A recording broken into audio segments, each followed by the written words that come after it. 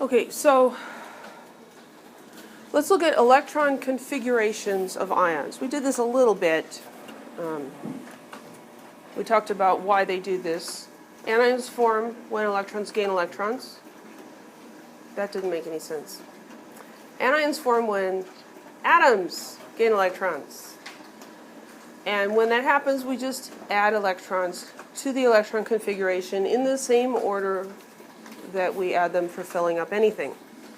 Cations form when the atom loses electrons from the valence shell, and so then you subtract electrons. So looking at an aluminum atom, here's its electron configuration. It's got 3 valence electrons, 3s2, 3p1. And then the aluminum 3+ ion, we're just going to remove the 3 valence electrons. The charge is +3. We remove 3 electrons. And we get this as the electron configuration for aluminum ion. Any questions? Should it say neon in the brackets? That's a good question. Neon is actually the whole thing. And so this is helium plus this, which would equal neon.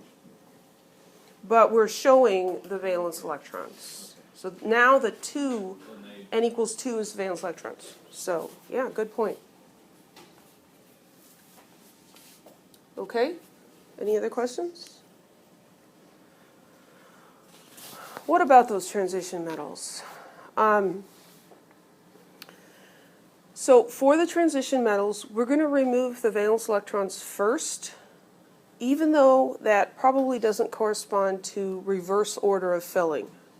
With the main group elements, it ends up being its reverse order of filling for removing electrons. So looking at the iron atom, and I kind of jumped ahead and I did this for you already, but here's the electron configuration. And it's 4s2, 3d6 at the end. But the 4s2, those are the valence electrons. 3d6, those are not valence electrons. So when we make a 2+ cation, we remove the valence electrons first, even though they're not at the end here. We remove those first and we end up with this. That's the 2+ cation. Now, for a 3d electron, for Fe3+, now we're going to take one of these guys off and end up with 3d5. So for transition metals, you always lose the valence electrons first, and then you start chopping them off the end. Any questions? How did you know that the valence electrons were in the 4s2? That's a good question. How did I know the valence electrons were in the 4s2? Because the valence electrons are the highest principal quantum number, n. So these large numbers here, this is n equals 1, n equals 2, n equals 3, n equals 4. So whatever the highest number is, those are the valence electrons. Good question. Any other questions?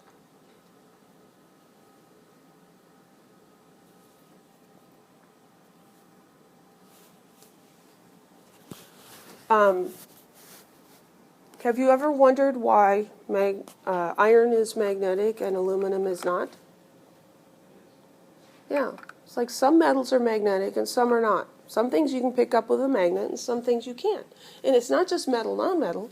There are metals that are not magnetic. It's one of the, well, depends on your point of view. Stainless steel refrigerator, can you stick magnets on that? True stainless? True stainless. No, you can't. Some people say that's a disadvantage, other people say it's an advantage because then you can't clutter up your refrigerator with notes and stuff. Well, we're going to learn why things are magnetic or not magnetic. So we have two terms here, paramagnetic and diamagnetic. So an atom or ion is paramagnetic if it has unpaired electrons. Paramagnetic substances will be attracted to a magnetic field. And this is because those unpaired electrons generate a magnetic field because of their spin. An electromagnet functions because you have electric current going in a coil, and the movement of electric current, which is charges, causes a magnetic field. These paramagnetic substances have unpaired electrons. The unpaired electron spinning causes a magnetic field. A diamagnetic have all of the electrons paired up. And these will actually be slightly repelled by magnetic fields. Now, the question is, how do you remember which one's paramagnetic and which one's diamagnetic? Well, I'm looking at this and I see para, and that sounds like the word pair, doesn't it? But that's not what it means. Para is unpaired. But dia, what does di mean? Two. Two in a pair. So the diamagnetic one is all the electrons are paired. Di means two. Okay. Para sounds like the word pair, but it actually has to do with being kind of on opposite sides.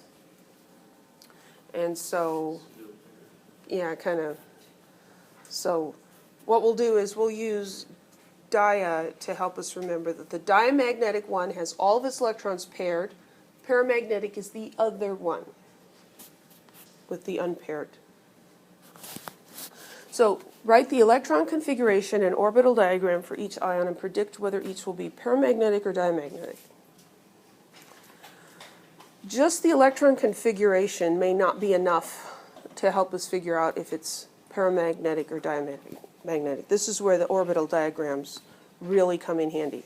So let's look at cobalt-2 ion.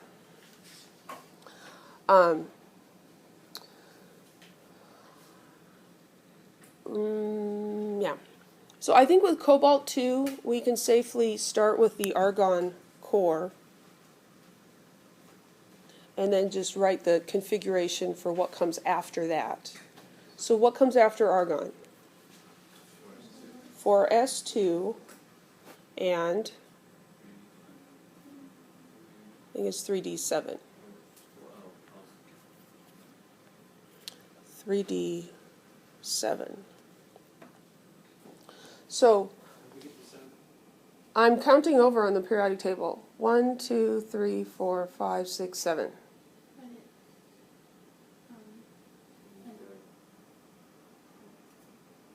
I'm not done yet. This is cobalt. Okay, that's cobalt, right? And then how do we make it into an ion? We get rid of the valence electrons first.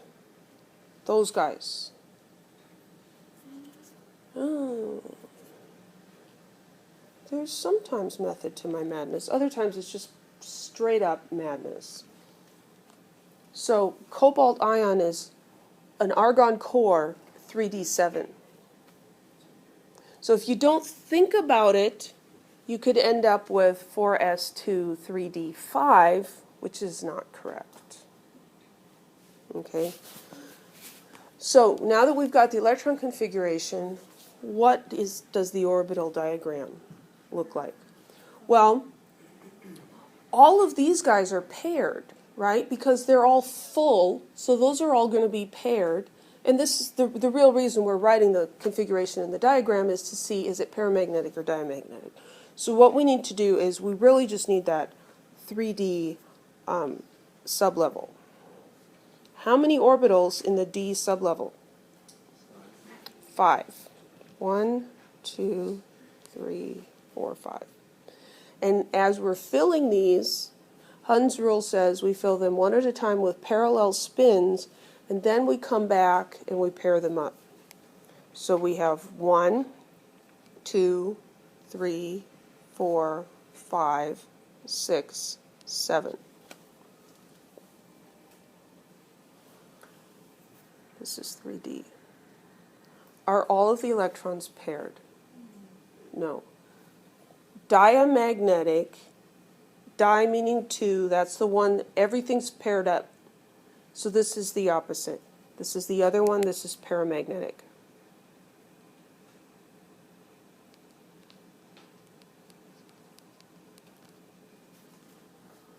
It has unpaired electrons.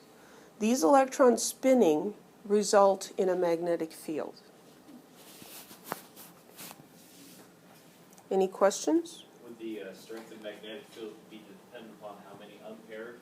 That's a good question. Would the strength of the magnetic field or how magnetic the substance is depend on the number of unpaired electrons? You would think there might be some dependence. I don't know absolutely off the top of my head. But that would seem reasonable. So any questions about the cobalt one? Okay, let's look at nitrogen. So nitrogen's so small, let's just do the whole electron configuration. 1s2, 2s2. Let's just do nitrogen, the atom, first. That's always a good place to start. It's 2p what? 2p3. Now this is an ion, though. The 3 minus charge, do we add electrons or subtract them? We add electrons. So we're going to take that 3 and add 3 to it and get 6. So this is nitrogen, but we're looking at nitride ion. Okay? The 3 minus charge tells us it gained 3 electrons. So I have to add 3, and I'm going to end up with 6 there. Okay? So that's the electron configuration for nitride, the ion. Now, just as a little bit of practice, we'll draw the whole orbital diagram for this guy. Would we have to? No, we wouldn't, but we're going to. So there's 1s, and here's 2s, and the p sublevel has 3. So, and these are degenerate, they have the same energy, so that's why we put them all together instead of putting them separately. And this is 2p. So when we're filling them, we would fill the lowest one first, and then this one, and then when we get to 2p, we're going to fill them this way. Now that was nitrogen. Not the ion, but the atom. Is nitrogen paramagnetic or diamagnetic? Paramagnetic. It's got 3 unpaired electrons. But this is nitride. It's got 3 extra electrons. Is nitride paramagnetic or diamagnetic? Diamagnetic. They're all paired up. And that's something we don't talk about in 3A. Any questions? You just did the atom, right? For diamagnetic? No, everything that's written on here is the ion, not the atom. Yeah. I kind of stopped as I was filling it up and talked about the atom, but then we went on and continued and put those other 3 extra electrons in there. Any questions?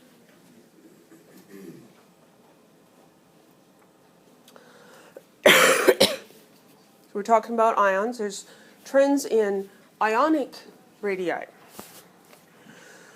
So for cations, the cations are going to be much smaller than the neutral atoms.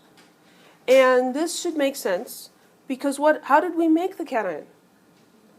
We took the valence electrons off. We peeled off that outer layer, so what's left should be smaller. So we lost the outermost electrons, and on top of that, we now have a higher effective nuclear charge. And that's going to pull them in even further. So the difference in size between an atom and an ion can be pretty significant. And let's look at some examples here. Here we have lithium. The atom has a radius of 152. The ion has a radius of 60. Okay, that's less than half the size.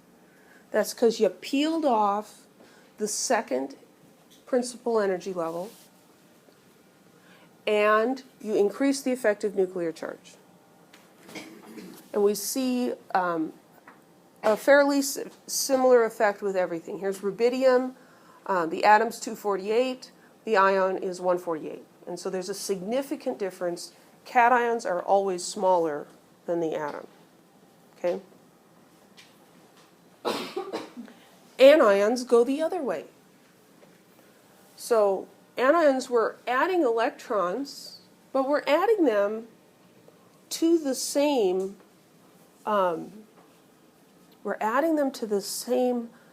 energy shell. The change in the nucleus, there's no change in the nucleus. The change in the nucleus is none. There's no change in the nucleus. There's no change to the nucleus, and so what we have is a lower effective nuclear charge. So we see that the anions are larger. And there's some illustration there. So this one I think should be relatively easy to understand. I mean, even from a very simplistic point of view, okay, when I make a cation, I'm taking electrons off. Gee, maybe that makes it smaller. Yeah, it does. Okay, I'm making an anion, I'm putting electrons on. If I add stuff to it, it should get bigger. Hey, it does. Okay, so there you go. Oh, back when I had all these written out, I forgot to tell you this word, isoelectronic. Remember I wrote that one electron configuration for 10 electrons, and we said that was for neon, fluoride, oxide, nitride, sodium, and magnesium ions. Very popular electron configuration. All of those ions and the neon atom are said to be isoelectronic. Iso is a prefix that means the same. They all have the same number of electrons, so their electrons are going to look the same. So isoelectronic ions are ions of different elements, but they have the same number of electrons. And so we can predict trends for these ions as well. In a series of isoelectronic ions, the ion with the most protons will have the smallest radius because it has the highest effective nuclear charge.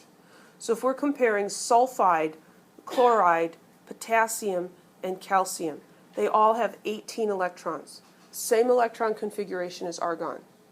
So the electrons are the same. What's different? The nucleus, the number of protons. So sulfur has 16 protons, calcium has 20 protons. This is going to be a higher effective nuclear charge. Stronger pull on the electrons pulls them in more. And so the radius of calcium ion is smaller, 99 picometers, compared to sulfide at 184 picometers. Okay? And you could also look at the cation anion thing. That trend would work here as well in terms of thinking about how do I remember which is which. When you remove electrons, ions get smaller. When you add electrons, they get larger. Now, that's not the reasoning behind this, but it helps us to remember the trend. Any questions? Isoelectronic just means they have the same number of electrons. Okay, so choose the larger atom or ion from each pair. Potassium atom or potassium ion, which is bigger? The atom. Because when we make the ion, we remove an electron, and that makes it smaller. Fluorine or fluoride? Fluoride. Adding an electron makes it bigger. Calcium ion or chloride ion? Chloride. So we look at the periodic table, and we see that argon is the closest noble gas to both chlorine and calcium. When they form their ions, they're going to have the same electron configuration as argon, the same as each other. And so the one with the larger number of protons, 20 protons for calcium, 17 for chlorine, the one with the larger number of protons is going to be smaller because it's pulling them in. And so chloride's the bigger one. Okay? There will be questions like this on the exam. I guarantee it. And the best way is to be able to think it through what's going on rather than just memorizing trends. Ionization energy. We talked a little bit about ionization. Ionization energy is the energy needed to remove an electron from an atom or an ion in the gaseous state. And it's in the gaseous state because it's going to be different depending on what conditions you do it under, and so they decided, well, we're just going to measure it in the gas state. Ionization energy is always positive. What does positive mean? You put yourself in the position of the atom. Energy comes into me if you're trying to pull an electron off. If we think of energy as money, it's like, okay, you want a piece of me? Literally, you're going to have to give me some money. You're going to have to pay me for that. I'm not just going to hand out stuff. So energy has to go into the atom to pull an electron off. It's an expenditure of energy from the system. So it's always positive, and we can write little equations here. So here's some element, M standing for metal, plus ionization energy. You have to put the energy in, and then you get an ion and an electron off. And you can do this over and over again. You can have the ion and take off another one. This is the second ionization energy, which is going to be different than the first one. And then you end up with a 2+ ion. First ionization energy is removing an electron from a neutral atom. The second ionization energy is doing it from a +1 ion. So trends. First ionization energy decreases going down a group. The trend for the noble gases is a little more dramatic. So here's helium, and as we go down the down the group 8A, we see that the amount of energy needed gets less and less. Okay, so this is not a politically correct analogy, but aren't those the most fun? Okay, so I have 6 children. I've told you that before. So you think of me, 6 children, and you think of my friend who has 1 child, and the circus comes by, and they're looking for children. Okay? There are some days when I think, it's a good thing the circus didn't come by buying children, because I would have sold some. I might have even paid them to take some, right? I love my children dearly, but they drive me bananas sometimes. That's the nature of children. So if the circus came by and was trying to buy children, who would ask a higher price? Me with 6 children or my friend with 1 child? They struggled with infertility. They finally ended up adopting, right? She's going to charge more for her kid. Mine is like, you know what, take one. Just pick one. Fine. $50? Great. Okay. Not literal, okay? YouTube people, I would not really actually do that. So you think about these elements. So you go down. Helium, neon, argon, krypton, xenon, radon. Who's got more electrons? More children? Looking at this graph. Well, xenon has more, right? Xenon is more willing to let one go than helium is. Helium only has 2 electrons. Holds them very tightly, not wanting to part with them. You're going to have to put a lot of energy in to take one off. Okay? That's how I think about this. Seriously, and it's kind of twisted, but whatever, it works, right? So, as you go down a group, the first ionization energy gets smaller and smaller and smaller. Another way to think about this, we're pulling off valence electrons. It's always the valence electron that comes off. Those are on the outside. In the lower periods, the electrons are closer, and as we go down a group, they're farther and farther apart. They're just not held as tightly, and so it's easier to pull them off. Now, if we look at the trend across a group, it's not absolute, but there is a trend. As you go across, we see an increase in the ionization energy, going from sodium to argon, or from lithium to neon. And why is this? It's the same reason as the atomic radius. Okay? As you go across, the effective nuclear charge becomes greater. Those electrons are held more tightly. And so it's harder to pull them off. So you can remember it that way, or you can remember ionization energy is exactly opposite of the radius. Okay? So going across a period, the radius gets smaller. Wait, yes, it's not opposite. Sorry, it's related to radius. I should edit this video now, but I'm not going to. So just scratch the last few seconds. Forget about that. Just think about effective nuclear charge.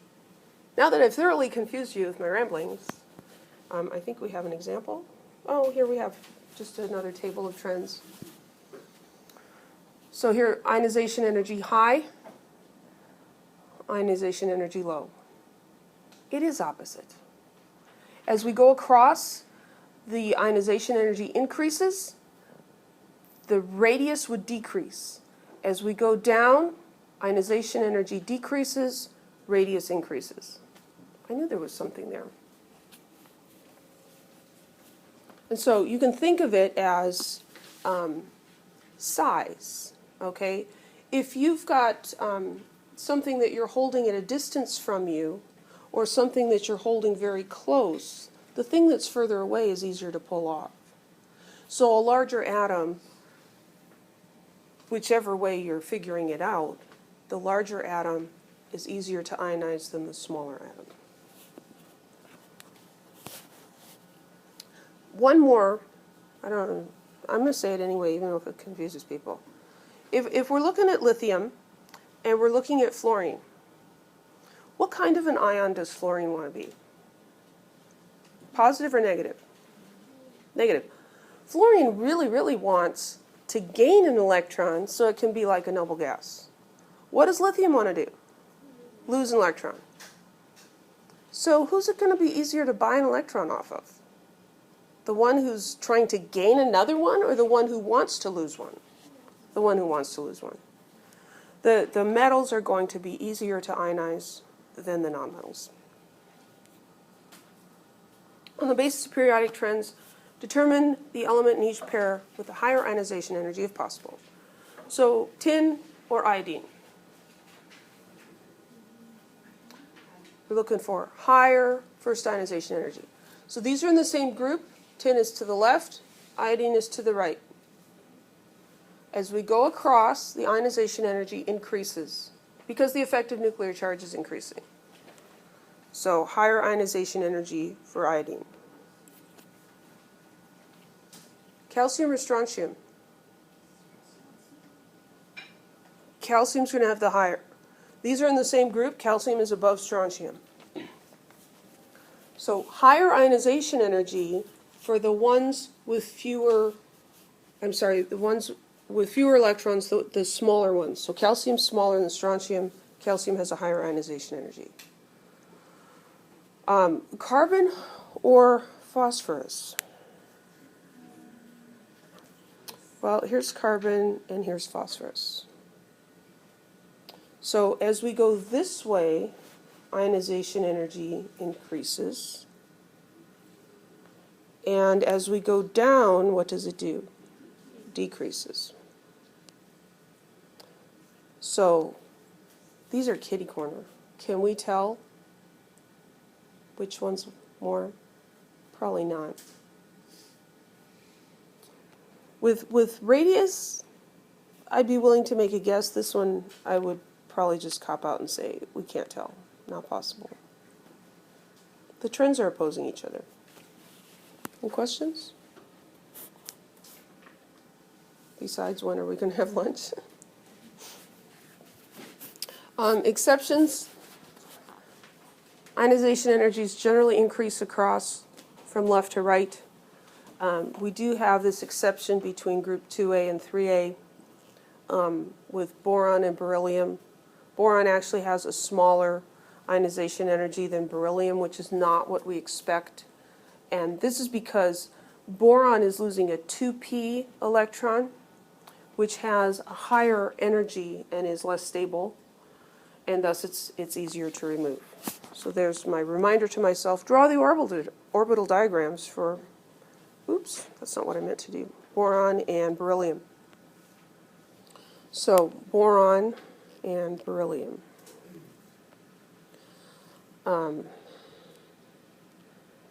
So there's 1s and 2s and 2p, and we'll just draw all the boxes for both of them.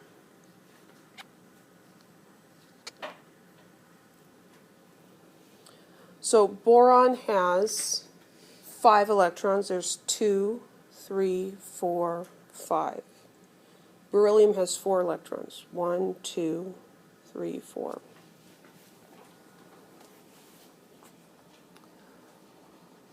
This is a sublevel. This is a sublevel. This is a sublevel. These 3 orbitals have the same energy.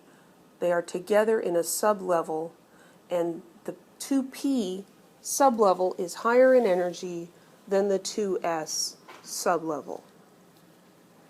So this electron, because it's in a 2p, is going to be easier to remove. So these are the ones we're talking about removing. Because this is in a higher energy level than that one, it's easier to remove. Is this a big deal? No, this is not a big deal, but there is this exception.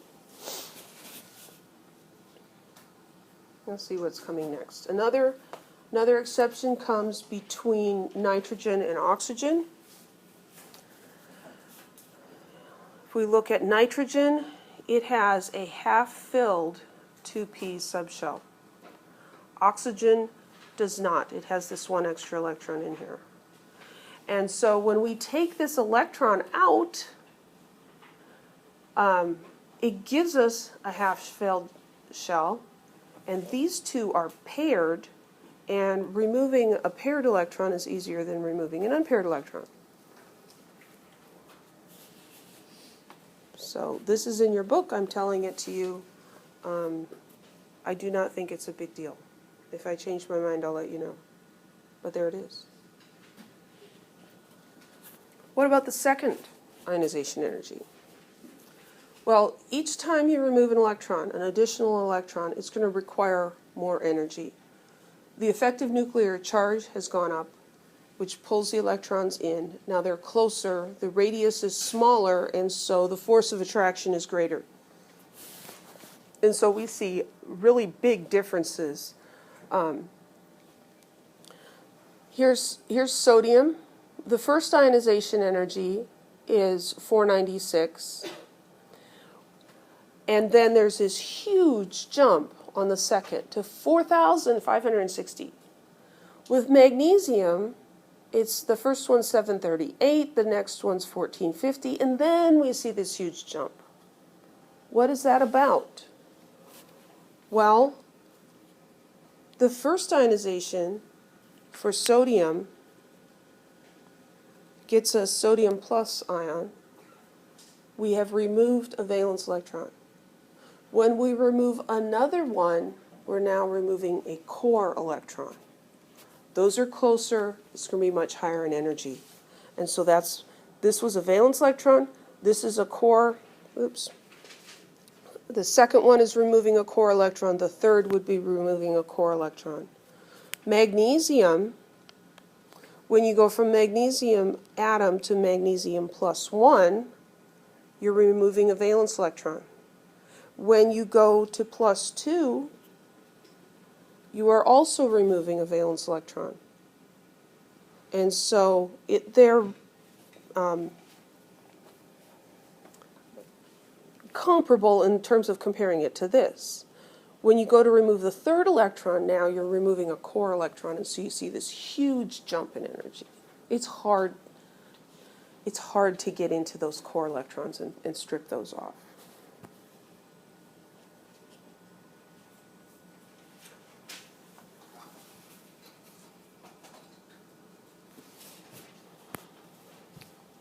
So here we're showing sodium, magnesium, aluminum. We looked at those two already. Here's aluminum. The first 3 electrons being removed are valence electrons. And you see this huge jump here from 2,000 to 11,000. That's a big jump because this was a valence electron. That's a core electron. For silicon, you can pull electrons off. It's getting higher and higher, and it jumps from 4,000 to 16,000. There's this huge leap when you start removing core electrons.